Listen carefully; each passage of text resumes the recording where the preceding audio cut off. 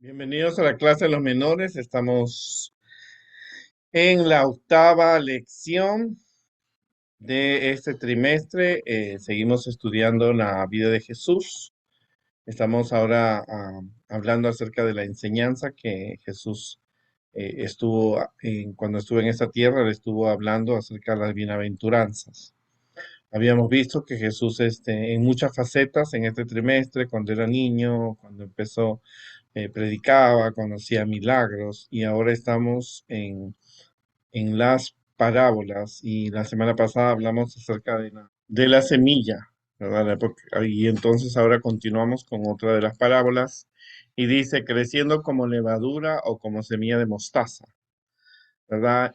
Jesús, las parábolas es comúnmente una narración ilustrativa, es como no es una historia, es parte de la narración en la cual la persona o el autor que hace la parábola describe un evento común de la vida, pero le pone un sentido espiritual, una verdad espiritual, ¿no? Es un relato terrenal que ilustra una verdad celestial.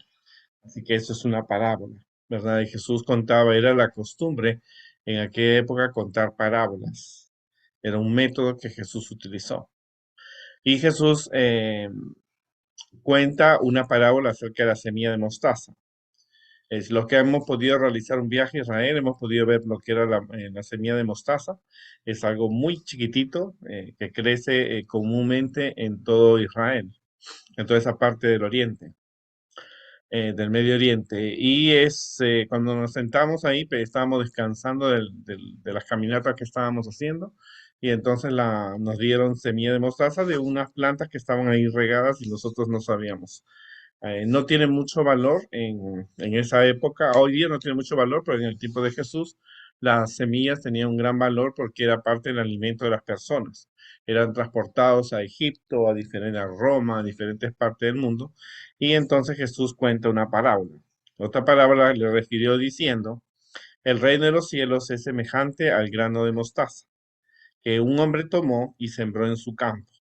De todas las semillas el cual es la verdad, es la más pequeña de todas las semillas, ¿no? Pero cuando ha crecido es la mayor de las hortalizas y se hace árbol de tal manera que vienen las aves del cielo y hacen nidos en sus ramas. Jesús comparaba el Evangelio como una pequeña semilla que, aunque es la más pequeña de todas, cuando es sembrada, resulta ser la más grande de todas las plantas que Dios ha creado en la naturaleza, ¿no? Y Dios lo compara que las aves vienen y hacen sus nidos, hacen sus nidos en ella. ¿Qué era la semilla de mostaza? Representaba para la gente judía algo pequeño. El grano de mostaza representaba el reino de Dios. El crecimiento del grano de mostaza representa el crecimiento de la gracia que Dios nos ha dado en el corazón de las personas que aceptan seguir a Jesús, ¿no? Ahora, esto es bien importante porque algo tan pequeñito empieza con una pequeña historia, un pequeño sermón, un canto, una experiencia con Dios y eso va fortaleciendo la fe de las personas. ¿Cómo crece la semilla? El germen que se halla en la semilla crece en virtud del desarrollo de la vida. En ese caso empieza la semillita, le sale la raíz, le salen las hojas y luego crece, ¿no es cierto? Ahora, es el principio de la vida que Dios lo implanta. Su desarrollo no depende del poder humano. El crecimiento de la semilla depende del poder de Dios, de la naturaleza, el ciclo de la planta. Así Cristo también implanta en nuestro corazón la verdad, la justicia, contrarresta el error y el pecado. Dios inicia el proceso en nosotros y Dios lo va a terminar. En la semilla pasa por diferentes etapas, pruebas, dificultades, tormentas, bendiciones que el sol, para que pueda desarrollar así la fe. La semilla de mostaza, aunque es pequeña, pero tiene es potente de vitalidad y crece y florece hasta que alcanza el tamaño de un árbol. Es algo tan chiquitito, ¿quién se puede imaginar que algo tan chiquitito pueda crecer en un árbol tan grande? También la obra de la gracia del corazón es pequeña en cuanto a su orientación. Se habla una palabra, un rayo de luz brilla en el alma, se ejerce una influencia, que es el comienzo de una vida nueva. ¿Y quién puede medir sus resultados? La familia, Dios, a través de la experiencia que la gente puede tener, ¿no? Algo pequeñito, algo que empezó en el corazón de las personas, empieza a crecer, empieza a fortalecerse hasta ser una persona que pueda, una persona de fe. De igual manera, el reino de Cristo al principio parece humilde, insignificante, comparado con los otros reinos, con las otras iglesias. Parecería el menor de todos, ¿no? La, eh, la aseveración de Cristo de que era rey fue ridicularizada por los gobernantes de este mundo, eh, pero solamente unos pocos campesinos, unas pocas personas, Galileos, representaban el nuevo reino de Dios.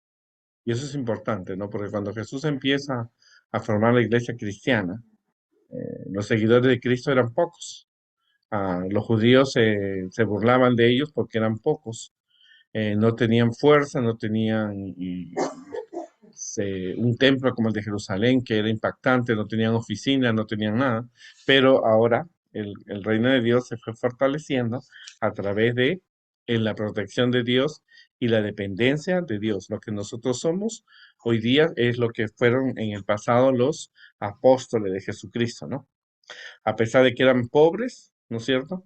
Hoy día nosotros podemos, ¿no es cierto? Ellos empezaron a predicar el Evangelio de Cristo y produjo cambios en la vida de las personas que lo escucharon. Muchos de ellos eran esclavos, otros eran ciudadanos romanos. Llegaron no solamente a todo el Imperio Romano, sino llegaron a todo lo que era Europa e inclusive cruzaron las fronteras de Roma. Ese pequeño grupo se fortaleció porque era chiquitito. Era un grupo pequeñito que empezó en la tierra de Israel y ahora está por todo el mundo. ¿Cómo puede una semilla tan pequeña llegar a ser un árbol? Dios va trabajando en el corazón de las personas porque tú eres el árbol. Si tú eres joven o eres adulto o eres niño, tú eres ese árbol porque la semilla del Evangelio fue sembrada en tu corazón a través del estudio del estudio de la Biblia, a través de la oración, a través de la comunión con Dios, a través de la experiencia con Dios, a través de todas las diferentes áreas en que te vas desarrollando, automáticamente estás comenzando a crecer y tú eres ese árbol que va llegando a ser fuerte en fe, en amor, en coordinación, ¿no es cierto? Con los mandamientos de Dios, en la obediencia a los mandamientos de Dios, tú estás llegando a ser una persona grande y fuerte. No vas a ser un árbol perfecto, pero está llegando a ser un árbol que cumpla los requerimientos de Dios. Así que el crecimiento es diario, personal, ¿no es cierto? No estás en competencia con los otros árboles o con los otros jóvenes o niños o adultos de tu iglesia. Tú estás creciendo en fe, en amor como esa pequeña semilla de mostaza y está dando frutos, porque a través de las predicaciones, a través de las enseñanzas, de los estudios bíblicos, tú puedes estar logrando que las personas puedan conocerte y puedan acercarse como las aves, ¿no? Cuando Jesús cuenta esta parábola, Jesús va mostrando la importancia que tiene una semilla, la importancia que tiene el Evangelio cuando llega a la vida de las personas. En la semana pasada descubrimos cómo cuando alguien predica, la semilla cae en diferentes partes, pero la semilla de la mostaza especifica que si realmente llega el mensaje chiquitito, el mensaje del cristianismo en tu vida, puede lograr grandes cosas como un árbol. Entonces, una semilla tan pequeña se hace fuerte y puede llegar a ser un gran árbol. ¿Quién se puede imaginar que puede hacer eso? Por eso muchas personas dicen, oh, pero él era borracho, conoció a Jesús y ¿quién iba a pensar que iba a cambiar? Claro, él era una semilla, ¿no? Que no hasta que llega el Evangelio y luego el Evangelio lo transforma. O alguien que era un ladrón, ¿cómo ese ladrón ahora puede predicar de Jesús? Como ese que está en la cárcel puede predicar de Jesús. ¿Quién se iba a imaginar que iba a ser un gran predicador?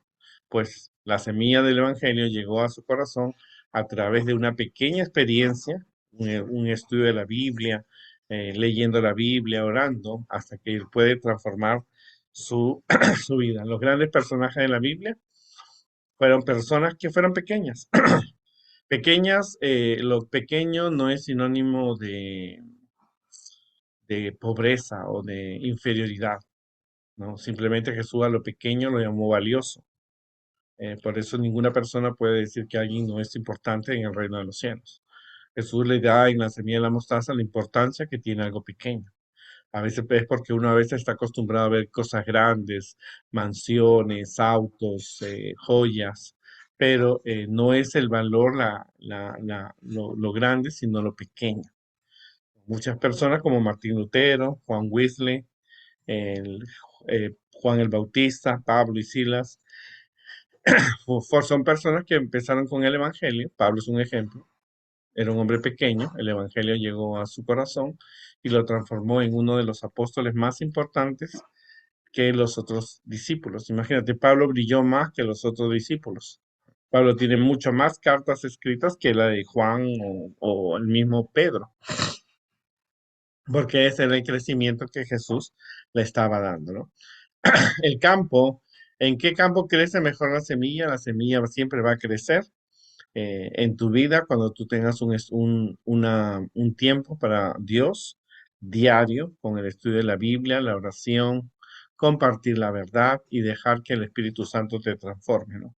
Y es importante tomar siempre la Biblia. El que quiere crecer en la fe y en conocimiento necesita estudiar la Biblia para escuchar la voz de Dios que nos ha dado su gracia y su amor.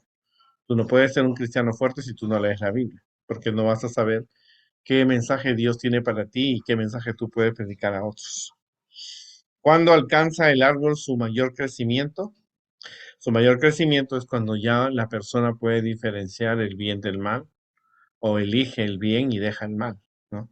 eh, Jes- eh, lo importante aquí era que cuando Jesús cuenta la parábola de la semilla, dice que se hizo un árbol grande y tenía frutos, o sea que daba testimonio, trabajaba para que otras personas pudieran beneficiarse en el Evangelio, porque daba frutos y las aves venían a hacer su nido, o sea que era una persona amigable. Para que las aves vengan a ese árbol de mostaza, tenía que ser amigable y le daba protección y seguridad. En otras palabras, cuando la persona encuentra un lugar dentro de la iglesia y empieza a dar frutos de protección a aquellos que lo necesitan. ¿Cierto? En este mensaje es importante porque nosotros somos llamados no a estar solamente dentro de la iglesia, cantando, adorando, dando ofrendas, sino también somos llamados como el árbol de mostaza, a anunciar que Jesús viene, a dar semillas, a predicar, porque el árbol de mostaza tenía que continuar el ciclo de dar semillas para que el evangelio permaneciera. Nosotros tenemos que darle gracias a las personas que en el pasado han formado nuestra iglesia cristiana, nuestra iglesia adventista, porque gracias a ellos nosotros tenemos que continuar llevando el Evangelio de Cristo. Así que eso es una cosa muy importante también que nosotros hemos visto en cuanto a la semilla de mostaza. Pero luego Jesús dijo, el reino de los cielos es semejante a la levadura que tomó una mujer y escondió en 3 medidas de harina hasta que todo fue leudado. Bueno, todos hemos comido pan, todos sabemos, quizás no todos hemos visto cómo se hace el pan. Creo que uno de los últimos, eh, creo que nadie sabe cómo se hace pan porque mayormente vamos a una tienda y lo compramos, especialmente esta nueva generación. Pero si tú vieras cómo las personas hacen un pan, tú podrías entender. Cuando Jesús cuenta esta parábola menciona a las mujeres. Eso quiere decir que esto fue también para que las mujeres comprendieran el significado del reino de Dios.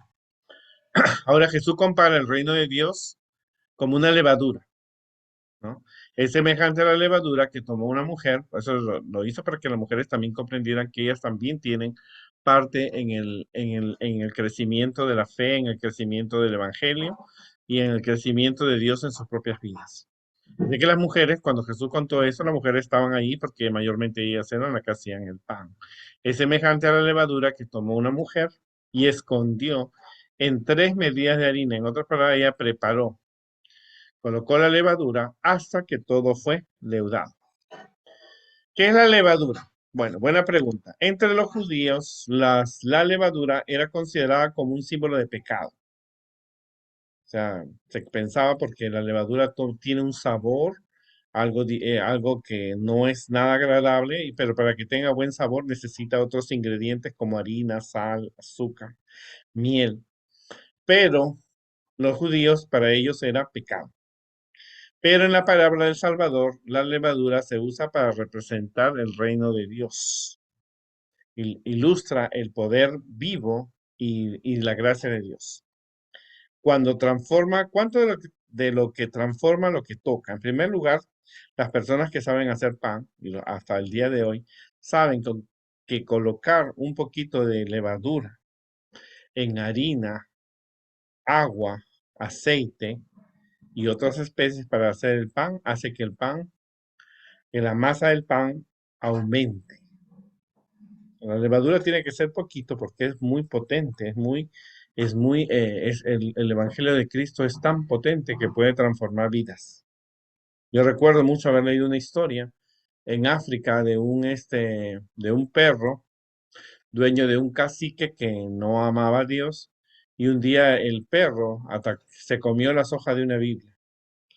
Y entonces el jefe, el cacique africano dijo, ya mi perro no va a ser el mismo, porque ahora que ha comido las hojas de la Biblia no va a atacar, no se va a vengar, va a ser un perro apacible. Porque él había visto que cuando los hombres de su tribu leían la Biblia, transformaban a ser personas pacíficas.